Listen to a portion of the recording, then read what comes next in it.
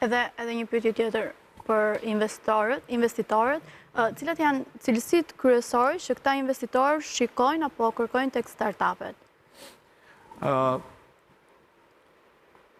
Do t'jap përgjigje për ekonomisti, varet.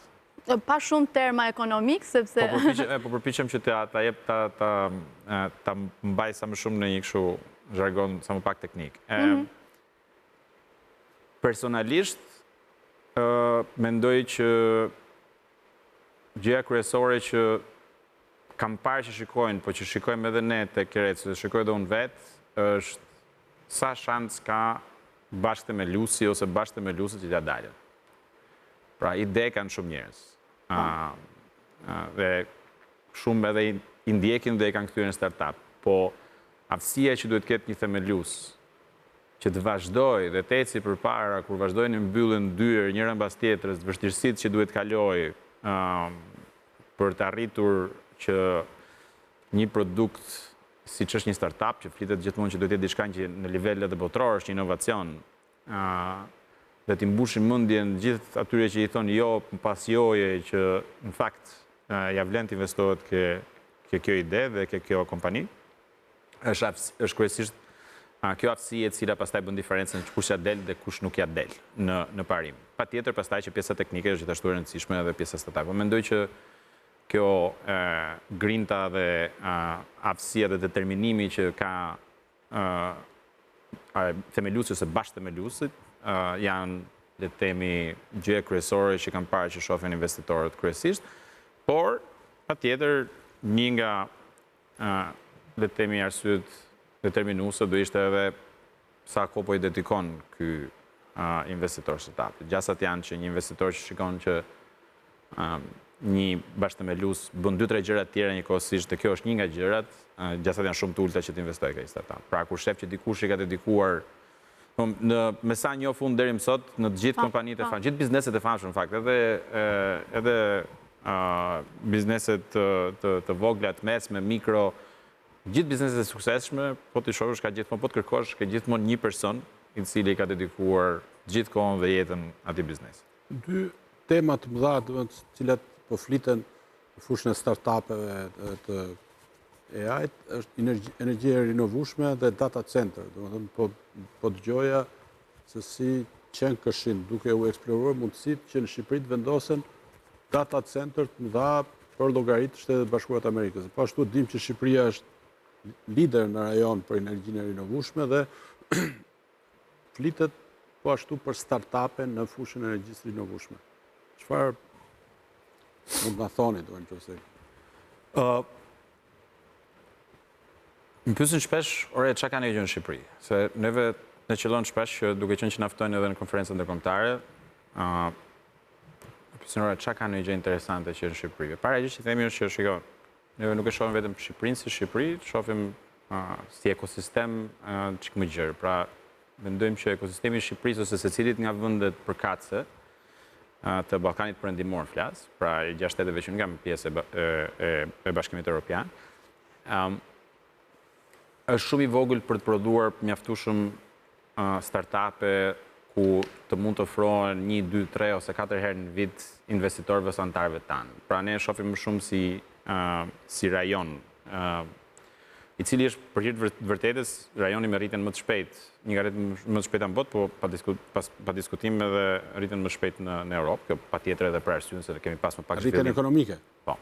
Në sensin e ekosistemit inovacionit, startupeve etj. Dhe një nga gjërat kur dua të veçoj Shqipërinë, në rast parë jam edhe vetë nga Shqipëria dhe pa diskutim që kam një tendencë për ta mburur, se kemi plot gjëra, por mendoj që një nga gjërat kryesore është fakti që neve prodhojmë në 100% të energjisë dhe e kemi të rinovueshme. Çfarë do të thotë që në një çast në cilin një nga argumentat kundër inteligjencës artificiale dhe impaktit që ka, është gjithmonë fakti i energjisë së pafund që kërkohet për informacionin i cili duhet përpunohet, i cili ndodh në këto data centers qendrat e informacionit.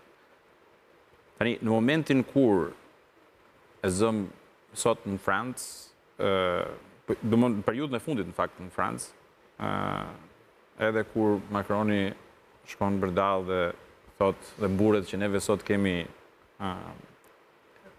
investimet huaja direkte, ose FDI, cilat po vinë, ne jemi të parët në Europë për sa i përket investimeve në data center, thot sepse kanë energji të pastër. Kur thot energji të pastër, do me thënë që prodhojnë me energji bërthamore. Neve jemi të vetmit që mund të themi që kemi energji në 100% të rinovueshme të prodhuar. Konsumi pastaj është diskutim tjetër, sepse pastaj importojmë. Mund të ketë ardhur me kjo perspektiva e përdorimit të Shqipërisë si vend, si lokacion për vendosjen e data center në funksion të qeverisë amerikane, siç po thuhet? Unë mendoj që për sa kohë që le të themi ka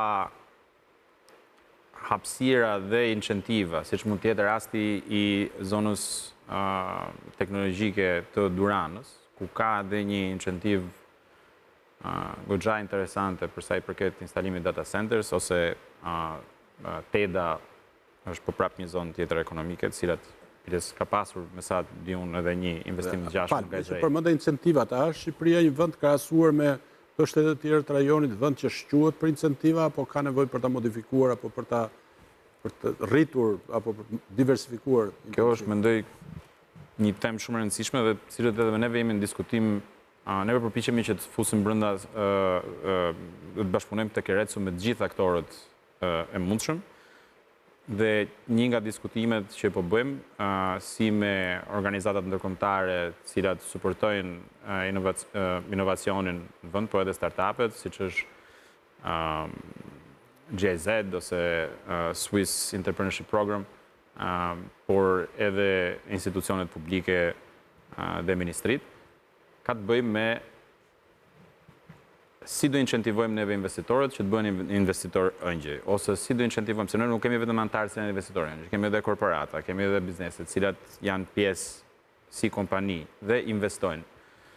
Për të mos shkuar më larg se sa rasti i Malit Zi, që nuk po them që është një rast perfekt, sepse ne mendojmë që duhet kishte disa ndryshime, pra që duhet t'i aplikojmë nëse do ketë disa ndërhyrje ose incentiva ligjore të cilat do ndërtohen në Shqipëri për të incentivuar investitorët. Ka raste të tjera edhe suksesin gjithë botën, nuk po them të shkojmë deri tash në Angli, e cili është në komplet një sistem tjetër, por ka mjaft raste suksesi edhe në Europë, po edhe më tej, në cilat për shembull i thuhet një kompanie ose korporate, e cila ka një taks korporative ose corporate tax, le të themi 10%, thuhet 10% kësaj vleret që ti do paguash në taksa, mundet ta investosh në një startup.